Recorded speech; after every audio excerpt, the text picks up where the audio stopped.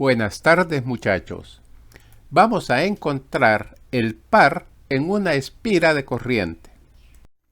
Consideremos una espira rectangular cuyo plano se encuentra girado un ángulo θ respecto al eje X. El eje X sale de la pantalla. Si hacemos circular una corriente, asumamos que es en el sentido de la manecilla de este reloj, y la espira se encuentra dentro de un campo magnético uniforme B hacia la derecha, llamándole de 1 a 4 los lados de la espira, por cada uno de ellos aparecerá una fuerza magnética. Utilizando la regla de la mano derecha, calculemos la fuerza sobre el lado 1. Llamémosle F1, corriente hacia abajo y campo a la derecha, la fuerza va hacia afuera, en el sentido positivo del eje X. En el lado 2, la corriente va hacia adentro y el campo a la derecha, la fuerza es hacia abajo. Para el lado 3, la corriente ha invertido su sentido. Entonces la fuerza irá en sentido contrario que F1. Tenemos una fuerza F3 hacia adentro. Y de igual manera, en el lado 4, la corriente está invertida, la fuerza va a estar hacia arriba. Vamos a calcular el par. Para ello vamos a necesitar las fuerzas. Les adelanto que F1 es igual a F3, F2 es igual a F4. La fuerza resultante sobre la espira es 0. Pero, si observamos, F1 no está en la misma línea de acción con F3. Por lo tanto, esas par de fuerzas va a originar un momento, un torque o un par, como ustedes gusten. Es decir, la espira va a girar alrededor del eje Z en ese sentido. Entonces, calculemos la magnitud del par. Para ello necesitamos las fuerzas. Fuerza magnética es ILB seno de φ, siendo φ el ángulo entre el vector longitud y el vector campo magnético. El sentido del vector longitud lo determina el sentido de la corriente. Analicemos el lado 1, aprovechando el lado 3, vemos que son perpendiculares al campo magnético. Si esos lados son perpendiculares, el ángulo φ es 90 grados y seno de 90 es 1. Por lo tanto, la magnitud de las fuerzas F1 y F3 son iguales a IA por el campo magnético B. Para la fuerza F2 es un poquito más complicado calcular el ángulo φ. Queremos encontrar el ángulo entre esta corriente y el campo magnético hacia la derecha, todo este ángulo de acá. Si trazamos una paralela al eje X en este punto, este ángulo de acá es el ángulo θ. Y por ser opuestos por el vértice, este ángulo también es el ángulo θ. Y el eje X con el eje Y forman 90 grados. Quiere decir que el ángulo φ va a ser θ más 90. Hay una identidad trigonométrica que dice que seno de θ más 90 es igual a coseno de θ. F sub 2 es I, la longitud de este lado que es B, por el campo, por el coseno. Para F4 es un poquito más fácil, más simple. Tenemos acá el campo horizontal y acá viene la corriente en este lado. Nos interesa este ángulo, φ. Si trazamos acá el eje X, este ángulo es θ.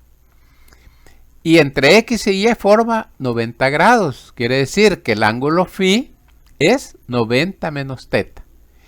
Hay otra identidad trigonométrica, que seno de 90 menos θ es igual a coseno de θ.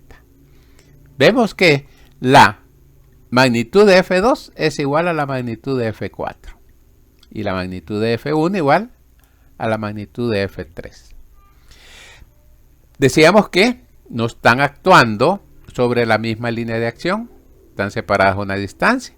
Entonces, el par o el torque representado por la letra tau es igual a la fuerza por distancia En este caso, fuerza por el brazo.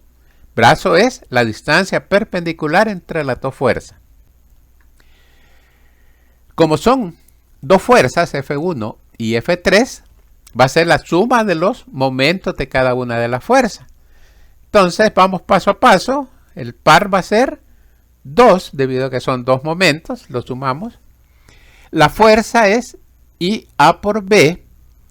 Y el brazo sería la distancia perpendicular en la fuerza y el eje X. Ese sería el brazo. Si toda esta distancia es el ancho de la espira, el lado B, quiere decir que respecto al eje Z, esta distancia es B entre 2. Y el brazo es el lado opuesto al ángulo θ. Entonces escribimos que el brazo es B entre 2 por seno de θ. Eliminamos el 2, nos queda esta ecuación. Y este producto A por B representa el área de la espira. De acá, entonces, no interesa cuál es la forma de la espira. Puede ser circular, cualquier otra forma. Lo que vamos a calcular es el área de la espira. Y si no fuera una espira, sino una bobina de varias vueltas, entonces para esa bobina el par sería igual a NIAB seno de θ. Esa es la magnitud del par que actúa sobre la espira. Pero este es un vector. La espira está girando. Entonces vamos a escribir esta ecuación en forma vectorial. Para ello vamos a definir un vector unitario perpendicular al plano de la espira. Le vamos a llamar N, un vector unitario normal al plano, y el sentido de ese vector unitario lo determina la mano derecha. Los dedos de la mano los colocamos en el sentido de la corriente y giramos los dedos en el sentido que lo hace la corriente. El pulgar apunta en el sentido del vector unitario N. El ángulo que forma este vector unitario con el campo magnético es θ. Lados perpendiculares forman ángulos iguales.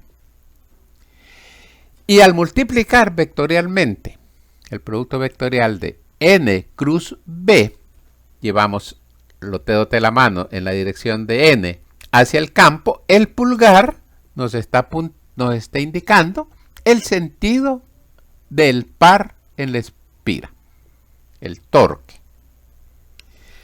¿Para qué vamos a utilizar ese torque? Para ver cómo está girando la espira. Entonces invertimos. Ahora, el pulgar apunta en el sentido del torque o del par. Y los dedos nos van a indicar el sentido en que va a girar la espira. Pulgar hacia abajo y los dedos giran en el sentido de las manecillas de reloj, tal como lo habíamos visto antes. Vectorialmente, entonces, escribimos esta ecuación como tau es igual a N y A, producto vectorial entre el vector unitario perpendicular al plano y el campo magnético. Esta expresión va a ser muy útil cuando estudiemos el momento dipolar. Cualquier duda, háganmela saber. Espero que hayan entendido el concepto del par en la espira. Y no olviden suscribirse al canal, muchachos, si todavía no lo han hecho. Nos vemos en un próximo video.